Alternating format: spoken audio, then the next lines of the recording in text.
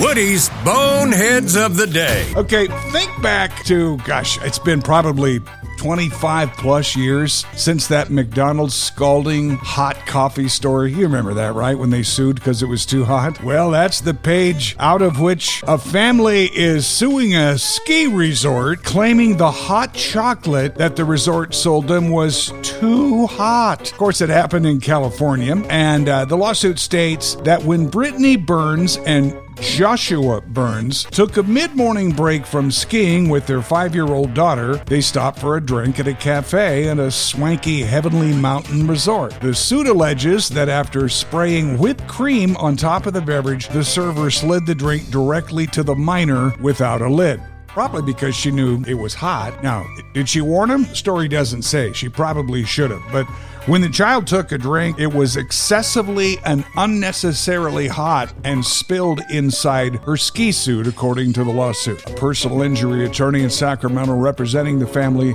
said the youngster has permanent scars from the incident, which is awful if indeed it happened. The incident itself happened 2 years ago. They're just now getting around to suing. Isn't that interesting? Okay, newcomers to the workforce are already in need of respites from the rat race. So they're ditching the daily grind to enjoy a little midweek mindfulness in nature amid the rising Green Days movement. Green Days. As if Gen Zers, adults between basically 20 and 29, don't already have a bad enough rap for being lazy and entitled loafs, totally unprepared for the rigors of the work world. These youngsters are now abandoning their job for Green Days, time away from the office, in the forest, or at the beach.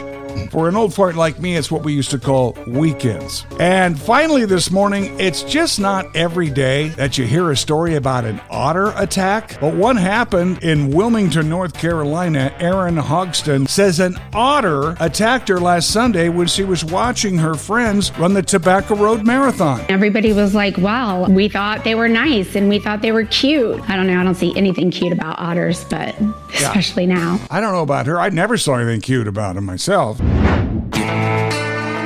Well, Friday, about the time I got off the air, I was shocked and saddened to read of the passing of a guy that I loved, and I know a lot of you did too, Chuck Norris, who lost his life after, it's kind of murky about what happened. He had been in good health. Chuck Norris apparently died Thursday out on the island of Kauai on vacation with his family after what's called a medical emergency. What that is, I don't know. Your mind kind of goes to heart, but he was in terrific shape. He had just posted March 10th on his I think it was on Instagram, him sparring with somebody, and he was beating the crap out of the guy. But Chuck Norris was such an iconic figure, all those crazy memes that were developed online through the years. Did you know his real name was Carlos Ray Norris? Born in Oklahoma, 1940, had a brief stint, which I also didn't know about, in the U.S. Air Force. He won many a martial arts championship, later founded his own discipline, Chun Kuk